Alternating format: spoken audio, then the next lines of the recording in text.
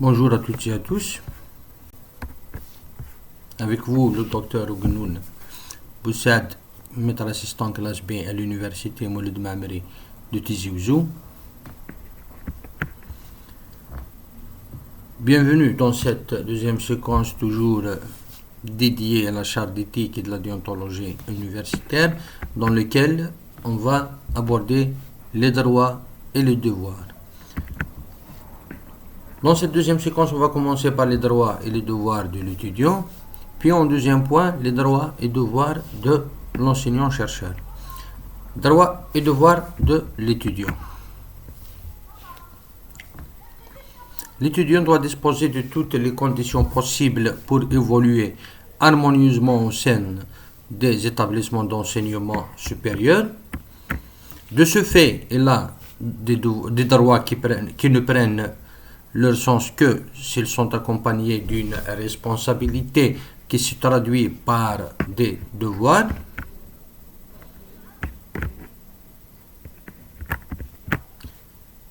Les droits de l'étudiant. En premier lieu, l'étudiant a le droit à une formation de qualité. Pour ce faire, il a le droit à un encadrement de qualité aussi qui utilise des méthodes pédagogiques modernes et adaptées, le droit à la préservation de la dignité de l'étudiant. Donc l'étudiant ne doit faire l'objet d'aucune forme de discrimination.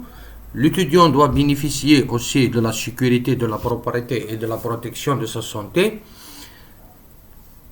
Le troisième droit, il s'agit de la liberté d'expression, bien sûr dans le cadre des règles régissant les institutions de l'enseignement supérieur.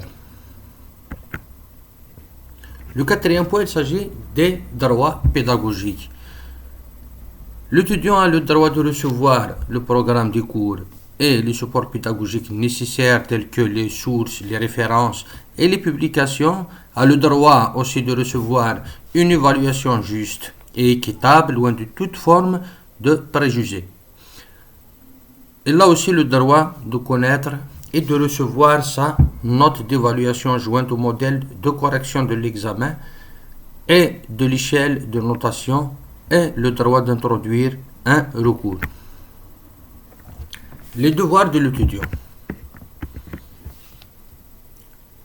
L'étudiant doit respecter la réglementation en vigueur. Elle doit aussi respecter la communauté universitaire, bien les membres de la communauté universitaire.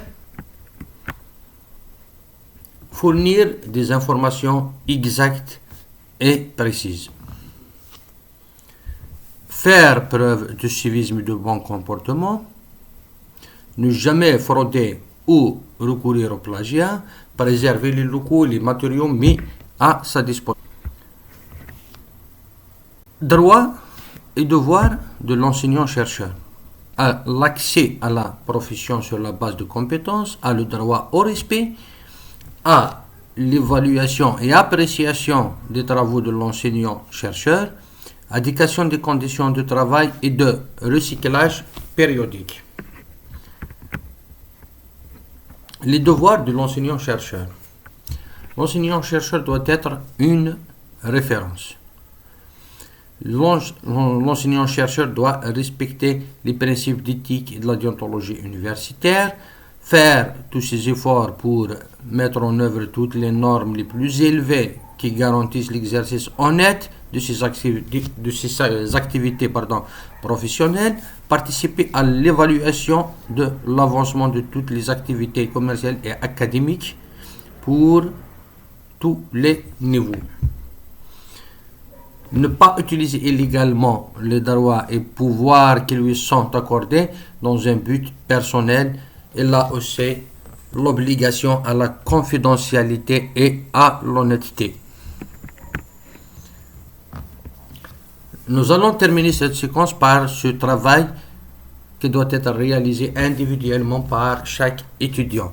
Il s'agit du développement d'une situation critique, une situation imaginaire ou réelle, qui pose problème éthique auxquels sont confrontés les étudiants, dans lequel on lui demande de déterminer